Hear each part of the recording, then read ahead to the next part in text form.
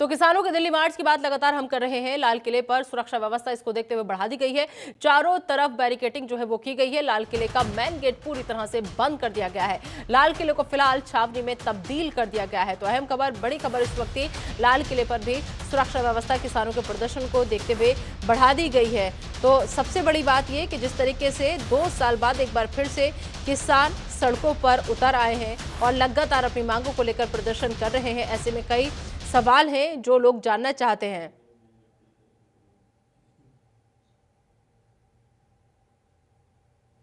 देश के लिए अन्न उगाते हैं, उसको देश का पेट भरते हैं, और इन्होंने हमारे लिए जो है किलों की जो फसल है वो हमारे लिए उगा रखी है हमारे सामने। तो उनका आंदोलन को टालने का मुद्दा था, जिससे हम निराश हुए हैं भी सरकार हमारे साथ बैठ के मसले का हल नहीं करना चाहती। हमारी ओर से बिल्कुल पीसफुल, कोई टकराव नहीं करेंगे सरकार से। सरकार गोली मारे, लाठी बरसाए, सहेंगे दिल पर। हम पीसफुली पुरअमन ढंग से ये सब करेंगे जो हमारा।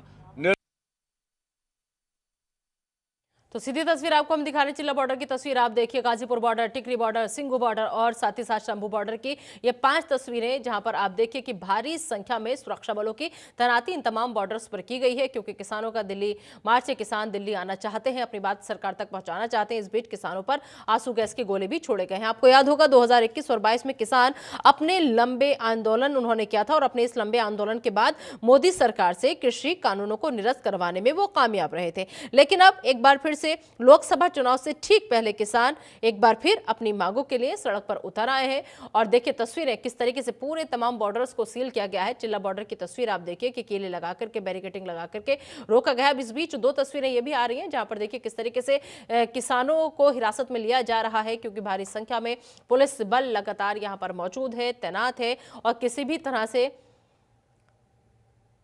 इस खबर पर ज्यादा बातचीत के लिए आइए सीधा रुख करेंगे हमारे सहयोगी नमित त्यागी का, जो इस वक्त लाल किले पर मौजूद है। नमित, किसानों के इस आंदोलन को देखते हुए खबर यह है कि अब लाल किले को भी पूरा छावनी में तब्दील कर दिया गया है, तमाम रास्ते बंद कर दिए गए। फिलहाल लाल किले पर आप कैसी तस्वीर देख पा रहे हैं सुरक्षा के मद्देनजर? देखिए बिल्कुल निदा, जिस तरीके से किसानों का जो आंदोलन है वो अब शुरू हो गया है और तमाम जो किसान हैं वो अब दिल्ली की तरफ कूच कर रहे हैं। बॉर्डर्स पर सिक्योरिटी टाइट की गई है, लेकिन इस वक्त हम जनता टीवी पर एक्सक्लूसिव तस्वीर दिखाते हैं जहां पर लाल किले के मेन गेट को जो है वो पूरी तरीके से ब्लॉक कर दिया गया है। बड़ी बड़ी जो बसें, कंटेनर और बैरिकेटिंग लगाकर पूरे लाल किले को छावनी में तब्दील किया गया है। और दूसरी तरफ मेरे विजय दिखाएंगे कि यहाँ पर जितने लोग आपको खड़े नजर आ रहे होंगे, ये तमाम लोग लाल किले के अंदर जाना चाह रहे थे, लेकिन किसानों के बड़े मार्च को देखते हुए लाल किले के मेन गेट पर जो फोर्सेस है, जो पुलिस की तैनाती है वो की गई है और बैरिकेटिंग लगाकर पूरे रास्ते को ब्लॉक कर दिया गया है। क्योंकि आपको याद होगा निदा कि जब साल 2021 में जब किसानों का बड़ा प्रदर्शन हुआ था, उस दौरान तमाम जो आंदोलनकारी प्रदर्शनकारी थे वो लाल किले के अंदर तक पहुंच गए थे। तो जनता टीवी पर ये खास एक्सक्लूसिव तस्वीरें हैं जहां पर लाल किले के मेन गेट पर पूरी तरीके से नाकाबंदी की गई है। यानी कि एक तरफ शंभू बॉर्डर पर किसान और पुलिस के बीच में जहां पर झड़प देखने को मिल रही है, तो वहीं दिल्ली यूपी के गाजीपुर बॉर्डर पर तैनाती की गई है। तो गाजीपुर के बाद लाल किले की तस्वीरें हैं जहां पर ब्लॉक किया गया। इसके अलावा आईटीओ पर हमारे सूत्र बता रहे हैं कि आईटीओ पर भी गाड़ियों की चेकिंग बढ़ा दी गई है। वहां पर भी पैरामिलिट्री फोर्सेस को डिप्लॉय किया गया और हर गाड़ी की चेकिंग के बाद ही उसको आगे जाने दिया जा रहा है। निदा, नमित, कुल मिलाकर के मोदी सरकार ने हाल ही में किसानों के मसीहा कहे जाने वाले चौधरी चरण सिंह और MS स्वामीनाथन को भारत रत्न देने का ऐलान किया था, लेकिन अब जो ये आंदोलन हम देख रहे हैं इसको देख करके कहा जा सकता है कि मोदी सरकार का ये दाव फेल हो गया। देखिए बिल्कुल, लोकसभा चुनाव से पहले MS स्वामीनाथन की बात करें या फिर अगर हम चौधरी चरण सिंह की बात करें, जो कि किसानों के पश्चिमी उत्तर प्रदेश में बड़े नेता माने जाते हैं, उनको भारत रत्न देने के बाद शायद मोदी सरकार को लगा होगा कि जो जाट समुदाय के लोग हैं उनका वोट बैंक शायद उन्हें मिल जाएगा। लेकिन जिस तरीके से, क्योंकि हरियाणा के बाद अगर हम यूपी की बात करें तो वहाँ पर भी राकेश टिकैत ने कुछ देर पहले कहा था कि ये किसानों के साथ गलत हुआ है और हमसे जो वादे किए गए थे उन वादों को पूरा नहीं किया गया। और इससे पहले कल की देर शाम की बात करें, जो केंद्र सरकार के जो मंत्री थे, चाहे पीयूष गोयल हो या फिर अर्जुन मुंडा हो, उनको और किसान नेताओं के बीच में जो बैठक हुई थी वो बैठक बेनतीजा रही थी। उसमें 2 मांगे थी। पहला ये कि किसानों के ऊपर साल 2021 में जो केस किए गए थे उन केसों को सरकार वापस ले।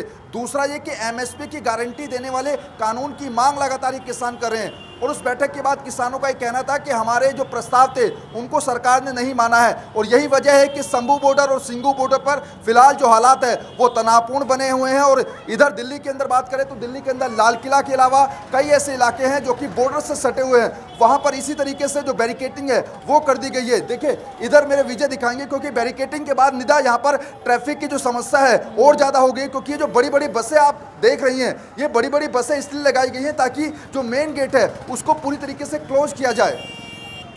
बिल्कुल, तस्वीरें यहाँ पर लगातार हम देख पा रहे हैं, लेकिन ऐसे में नमी सवाल ये भी है कि नवंबर 2021 जब किसानों ने अपना 2 साल का ऐतिहासिक आंदोलन जो था वो खत्म किया था, उसके बाद उम्मीद ये की जा रही थी कि शायद किसानों और सरकार के बीच बातचीत बन गई है।